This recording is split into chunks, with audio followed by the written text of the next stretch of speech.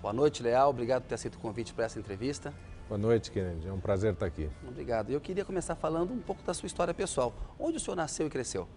Eu nasci em Santos e cresci em São Paulo. Vim para São Paulo aos 9 anos. Como era a sua família? Quantos irmãos? O que seu pai fazia? A sua mãe?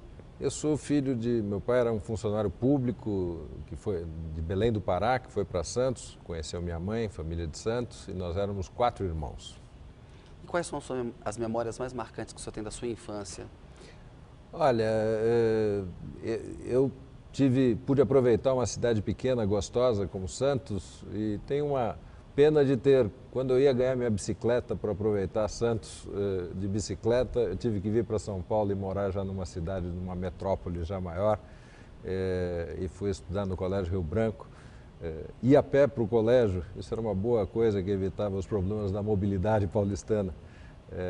E naquela época a Avenida Angélica passava, não tinham as marginais ainda, passava bonde, era de paralelepípedo e os caminhões que hoje circulam pelas marginais cruzavam a Avenida Angélica. Era uma época muito gostosa de uma São Paulo bastante diferente. Quantos anos o senhor tinha quando veio para São Paulo? Eu tinha 9 anos quando vim para São Paulo.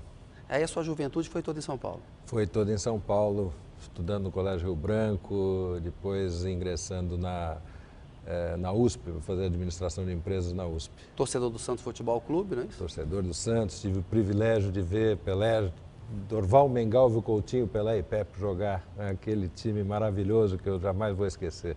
Excelente. E quais são as memórias mais marcantes que você tem da sua juventude em São Paulo? O que o Leal fazia para se divertir? Olha, eu jogava futebol, adorava jogar futebol, joguei muito futebol. Era bom de bola? Jogava em que posição? Olha, eu não era um craque, mas eu era eficiente, viu? Eu jogava como um zagueiro daqueles que não larga o adversário, não larga o atacante. Não larga o osso, não. Não larga o osso. Consegui jogar com esse esforço, joguei na seleção do Rio Branco, de futebol de salão, gostava muito e era muito esforçado. E brinco que tenho amigos até hoje que eram daquele time. Falava, podia não ter o talento, mas o esforço compensava. E o que o senhor estudou na universidade?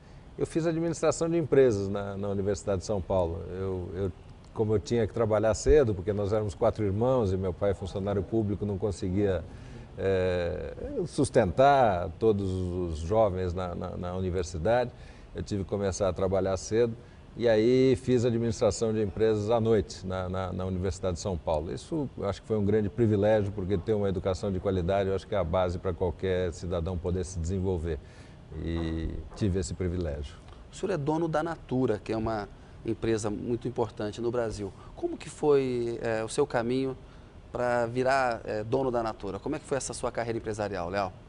Olha, como eu te disse, eu comecei a trabalhar cedo, aos 17 anos, e comecei a trabalhar em pequenas instituições bancárias e durante os 10 primeiros anos, em paralelo aos meus estudos universitários, eu trabalhei em pequenas empresas e nessa trajetória fui trabalhar na Ferrovia Paulista, na FEPASA, e lá para os idos de 79 eu fui despedido por injunções políticas lá, eu fui despedido. E nesse episódio eu acabei aproveitando a pressão do desemprego para começar a empreender. E acabei montando uma pequena distribuição da então pequena empresa Natura, que o Luiz Seabra, meu sócio até hoje, tinha iniciado em 1969. E eu vendi um pequeno terreninho que eu tinha aqui na Granja Viana, em São Paulo. E juntei meu fundo de garantia por tempo de serviço. O senhor tinha quantos anos? 29 anos. 29 anos. 29 anos. E era uma pessoa de classe média. Era uma pessoa de classe média com 2 filhos pequenos, um filho com 1 ano de idade e um com 2 anos e meio de idade. Hoje o senhor é um dos homens mais ricos do Brasil. Aparece na lista lá da revista Forbes de bilionários, né? Qual foi essa receita para... foi a ousadia, Leal? Como é que você chegou ali, 29 anos, classe média, sai do emprego, vende o terreno, usa o fundo de garantia e constrói uma coisa tão grande assim? Olha, eu acho que um pouco de sorte, obviamente, tem que ter. Eu tenho que agradecer a Deus e aos meus companheiros e à sorte. E acho que muita vontade de fazer as coisas acontecerem. E eu descobri nessa época, com junto com os meus companheiros, a força do empreendedorismo, né? Como é sabido, a Natura se criou em cima do sistema de venda diretas, o sistema onde as consultoras Natura, muitas empreendedoras, levam a nossos produtos e as nossas mensagens para os nossos consumidores. E na década de 80, que foi, acho, considerada a década perdida no Brasil, onde o Brasil quebrou, a dívida externa do Brasil não teve condições de pagar, etc., etc., nós crescemos 35 vezes naquela época. Isso me fez tomar consciência da força, da diversidade e do empreendedorismo.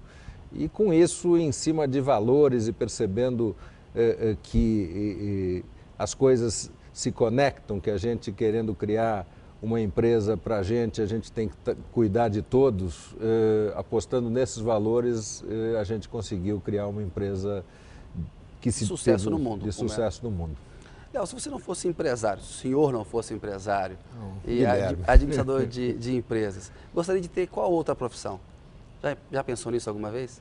Olha, eu não sei o que seria. Eu me lembro de um sonho quando eu era muito garoto, que me perguntavam: o que você vai ser quando crescer? Quando eu era bem pequenininho. E eu dizia que eu ia ser pipoqueiro na fazenda do meu pai. Meu pai nunca teve fazenda, mas eu dizia que eu ia ser pipoqueiro na fazenda do meu pai. Não sei porquê, não sei de onde que eu tirei isso, mas era um sonho empreendedor. Aquela coisa de ir ao cinema, ver o pipoqueiro na porta ali. Talvez. Não vai saber, né? O que o senhor gosta de fazer nas horas vagas? Tem algum hobby?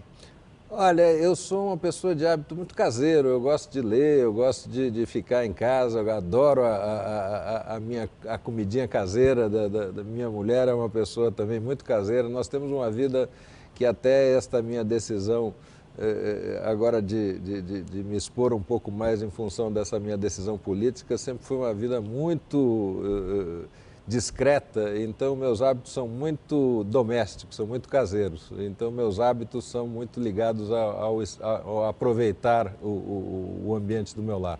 E você cuida da saúde, faz exercícios? Eu cuido, sim, eu procuro manter as minhas atividades cotidianas, fazer meu exercício cotidiano em casa e caminhadas, eu gosto muito de caminhadas. Acredita em Deus? Acredito, sim. Tem alguma religião específica? Fui criado na religião católica, não sou um praticante religioso, mas tenho minha fé bastante grande. Não tem nenhum santo especial de devoção ali, não? Não, eu me relaciono com Deus sem intermediários. Tem alguma superstição? Não tenho nenhuma específica. Olho com respeito os mais diversos. Acho interessante de vez em quando brincar com diversas dessas crendices, mas mais por brincadeira. Mais por brincadeira do que por acreditar realmente. Né?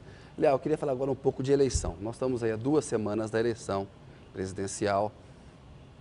Todas as pesquisas apontam que a candidata do PT, Dilma Rousseff, deverá ser eleita aí no primeiro turno. A eleição acabou? Já está decidida? Eu não acredito, Kennedy.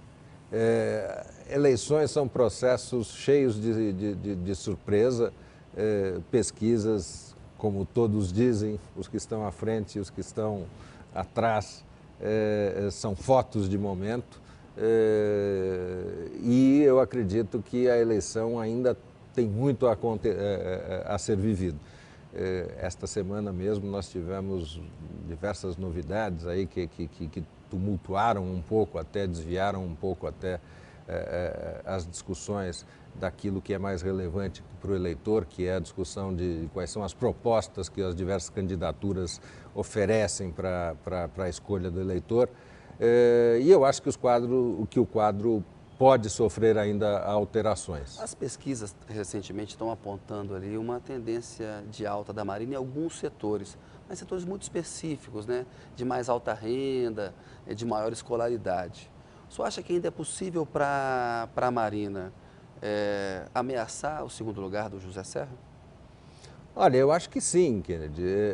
É óbvio que a proposta de Marina, a Marina entrou nesta eleição com um menor nível de conhecimento.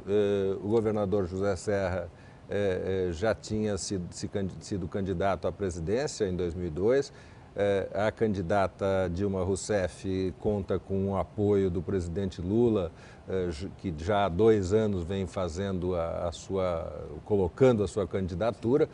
E a candidata, a senadora Marina Silva, colocou a sua candidatura muito recentemente, com recursos muito mais escassos, seja de tempo de televisão, seja de recursos econômicos, para divulgar a sua candidatura. Portanto, a condição de acessar o eleitor foi muito mais limitada. E o tempo de exposição e de colocar nas suas propostas é que define a sua possibilidade de crescer na escolha do eleitor. Agora, ela crescendo, Leal, o que o senhor acha que ela deve fazer com esse capital político? Porque vai ser muito difícil a Marina ser eleita, mas ela tende a sair dessa eleição maior do que entrou. Ela tende, pelos últimos números, salvo essas 2 semanas, houve aí uma mudança de percurso, mas a tendência é ela sair com um capital político maior e o PV. O senhor acha que ela deve ser candidata à presidência novamente, deve fazer uma oposição mais dura ao governo da Dilma, deve apoiar o eventual governo da Dilma? Qual é a sua opinião sobre esse futuro do capital político que vocês deverão conquistar? Kennedy, bom, nós esperamos conquistar o Palácio do Planalto, o Palácio do Jaburu. Obviamente, estamos na eleição para ganhar. E vamos lá. Mas, como Marina Silva colocou mais de uma vez, nós entramos para ganhar ganhando ou perder ganhando. Isso, o que isso significa? Ganhar ganhando é que não se faria nenhum tipo de aliança, não se adotaria nenhum tipo de prática para que ganhássemos com máculas neste processo que significasse denegrir o processo a conquista. E se fosse para perder, que perdêssemos acumulando de fato um capital político, constituindo nesse processo, ainda que perdendo, uma nova força política, uma nova proposta para a população, para o eleitorado brasileiro, que permitisse, de fato, levar avante esta nova visão de país. Leal, vou te interromper um pouquinho, quero retomar esse assunto no próximo bloco. A notícia volta daqui a pouco com Guilherme Leal.